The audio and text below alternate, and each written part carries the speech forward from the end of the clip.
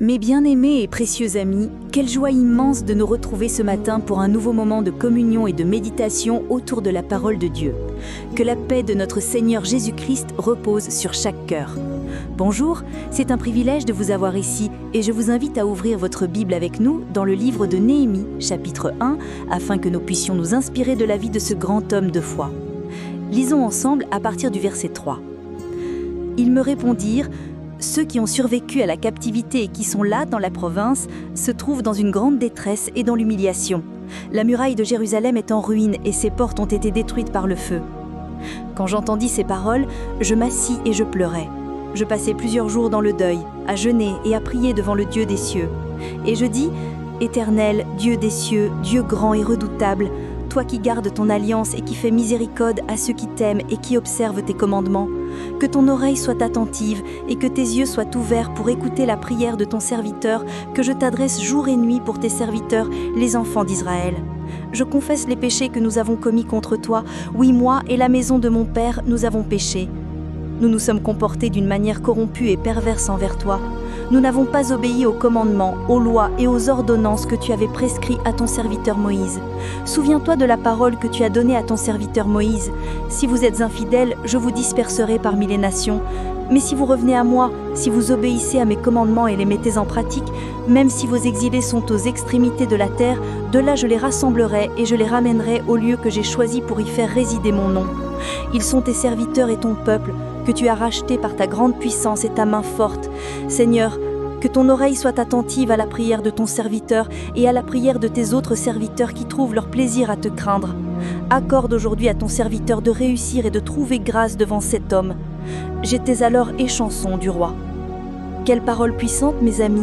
L'histoire de Néhémie nous montre la beauté d'un cœur sensible et disponible pour être utilisé par Dieu. Lorsqu'il entendit la situation de Jérusalem, il ne resta pas indifférent. Il ressentit la douleur de son peuple. La Bible nous dit qu'il pleura, jeûna et pria. Et c'est exactement de cela dont nous voulons parler aujourd'hui. Comment Dieu désire nous utiliser. Il utilise des personnes qui se soucient des autres. Il utilise des personnes qui prient. Il utilise des personnes prêtes à travailler et à payer le prix. Il utilise des personnes qui ne se laissent pas intimider par l'opposition.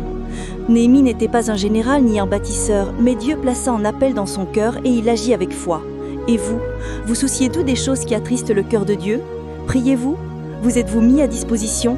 La prière de Néhémie est le cri d'un cœur brisé, mais aussi rempli de foi. C'est une prière qui nous apprend à confesser nos péchés, à nous accrocher aux promesses de Dieu et à demander avec audace. Alors maintenant, je vous invite à fermer les yeux et à vous unir à moi dans la prière. Cherchons ensemble la face du Seigneur. Père bien-aimé, au nom de Jésus, nous nous approchons de ton trône de grâce avec humilité et contrition.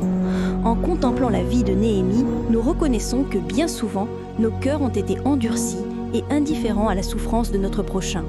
Pardonne-nous, Seigneur, pour notre manque de compassion et pour notre indifférence à ce qui attriste ton esprit. Comme le dit le psaume 51, nous te demandons de créer en nous un cœur pur et de renouveler en nous un esprit bien disposé. Seigneur, nous te remercions de nous appeler à être tes coopérateurs.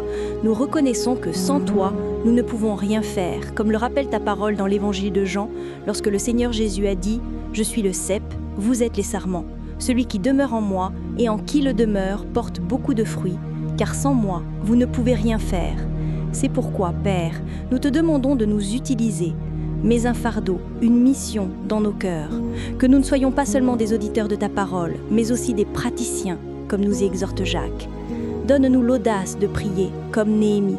Que nos prières ne soient pas vides, mais qu'elles expriment notre entière dépendance envers toi. Aide-nous à vivre dans la sainteté et à rechercher ton royaume avant toute chose, car tu as dit dans Matthieu 6 que si nous cherchons ton royaume et ta justice, toutes les autres choses nous seront données en plus. Seigneur, nous savons que, lorsque nous nous mettons à ta disposition, l'opposition se lèvera, comme Néhémie y a été confronté. Mais comme il est écrit en 2 Timothée 1, tu ne nous as pas donné un esprit de timidité, mais un esprit de puissance, d'amour et de sagesse. Nous déclarons donc que nous ne craindrons pas ce que l'homme peut nous faire, car tu es avec nous, ô Dieu puissant. Donne-nous la force d'avancer et la foi pour surmonter chaque obstacle. Que notre travail pour ton royaume ne soit pas vain. Nous consacrons nos vies entre tes mains, Père.